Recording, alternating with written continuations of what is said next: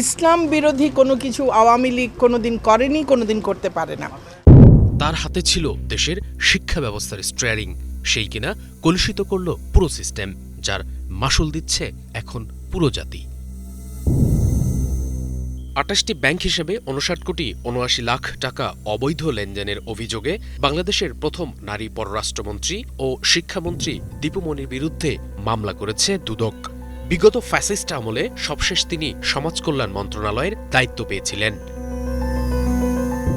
হাসিনা সরকারের পতনের পর থেকে অন্যান্য মন্ত্রী ও আওয়ামী লীগের নেতাকর্মীদের মতো দীপু মনিও প্রকাশ্যে ছিলেন না।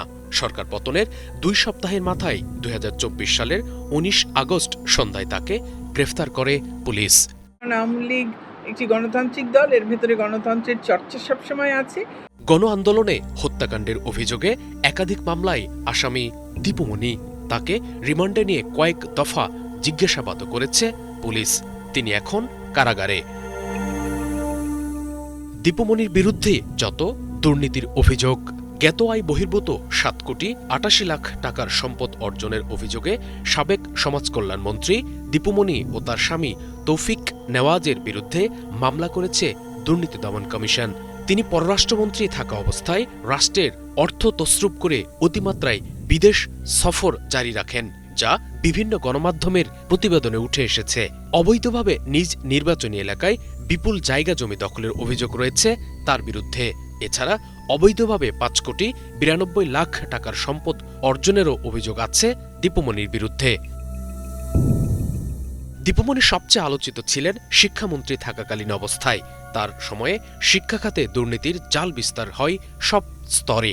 ক্ষমতার অপব্যবহার করে দেশের ৫টি বেসরকারি বিশ্ববিদ্যালয় কুক্ষিগত করার অভিযোগ রয়েছে তার বিরুদ্ধে।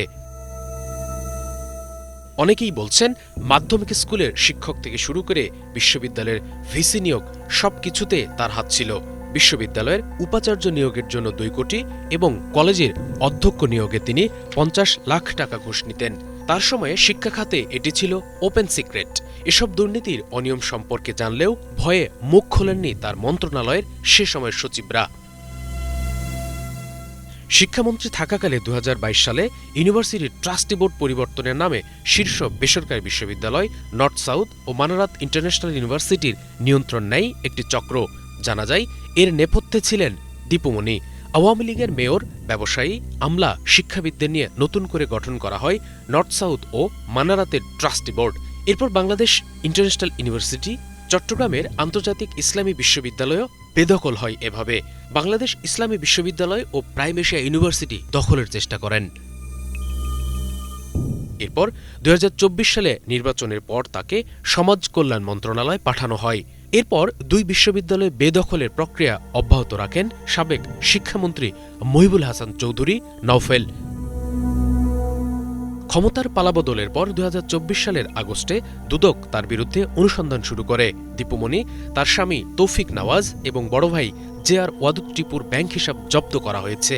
পাশাপাশি তাদের মালিকানাধীন ব্যবসা প্রতিষ্ঠানের ব্যাংক হিসাবের লেনদেনও স্থগিত করা হয়েছে। Banglavision news desk.